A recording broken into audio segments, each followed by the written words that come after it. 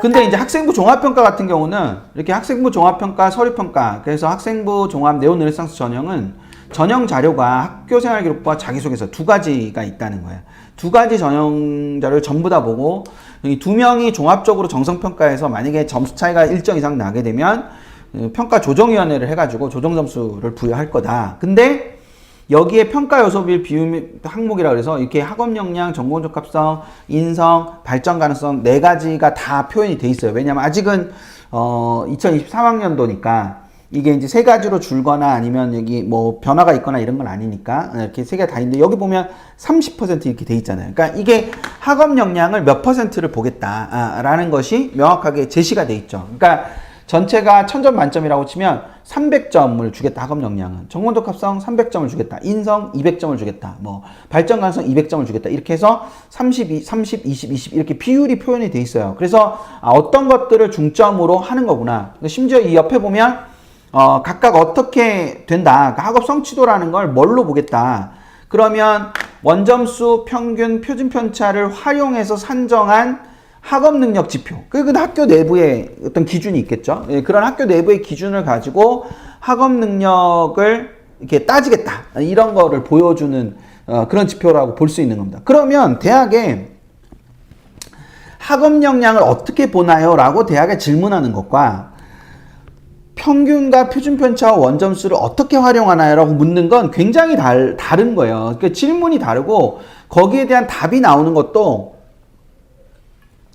다를 수밖에 없어요. 추가 질문 받지 않고 한 번 질문에만 대답하겠습니다라고 대학이 얘기를 했는데 학업 역량에서 학업 성취도는 어떻게 보나요? 라고 물으면 대학은 그렇게 대답하면 되죠. 원점수, 평균, 표준 편차를 활용해서 산정합니다. 이렇게 하면 되죠. 근데 만약 원점수, 평균, 표준 편차를 활용해서 산정한다고 하셨는데 어떻게 활용하나요? 라고 물으면 그 안에 있는 내용을 까야 되잖아요. 그렇죠? 그러니까 그런 상황인 거예요. 그러니까 그런 차이인 거기 때문에 알고 질문하는 것과 모르고 질문하는 것의 차이가 굉장히 크게 나타날 수도 있습니다. 그러니까 대학에 문의할 때도 알면 알수록 얻어낼 수 있는 정보가 되게 많은 거예요. 그러니까 그 측면들을 좀 생각을 하시면서 보시면 되지 않을까라는 생각이 듭니다. 그래서 종합전형 같은 경우도 이렇게 나오는데 재밌는 건 이게 네오르네상스잖아요. 네오르네상스가 이렇게 돼 있어요. 네오르네상스가 이렇게 돼 있는데 아까 그 지균에도 그러니까 지역 교과 전형에도 교과 종합평가라는 게 있었거든요. 그러니까 교과 종합평가, 지역균형 전형의 교과 종합평가는 전형 자료가 교과 성적 및 세부 능력 및 특기 사항만 본다는 거예요. 다른 건 안 보고.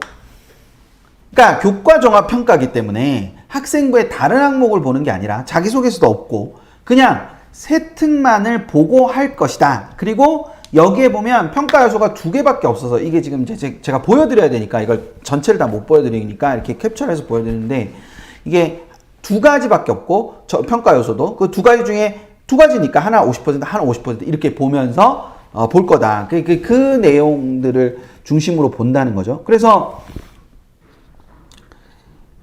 여기 보면 대학에 수료한 필요한 교과목들의 교과 성적은 적절한가, 그러니까 우수한가라는 표현을 쓰지 않고 적절한가라는 표현을 썼고 그 외 교과목의 교과 성적은 어느 정도인가, 유난히 소홀한 과목이 있는가. 그러니까 분명히 교과 전형에서 자연계열에 지원하는 친구는 국수, 영, 과의 전 과목 그리고 진로 선택 과목의 상위 세 과목을 볼 거라고 앞에서 얘기를 했어요. 근데 교과 종합평가를 한다고 했고 교과 종합평가에 보니까 체육, 기술, 가정, 정보, 제외국어, 한문, 교양 등의 유난히 소홀한 과목이 있는가, 떨어지는 과목이 아니라 소홀한 과목이 있는가라고 봤다는 거예요. 그러니까 평균적으로 2등급인데 저 과목들은 6등급이다. 그러면 유난히 소홀한 거잖아요.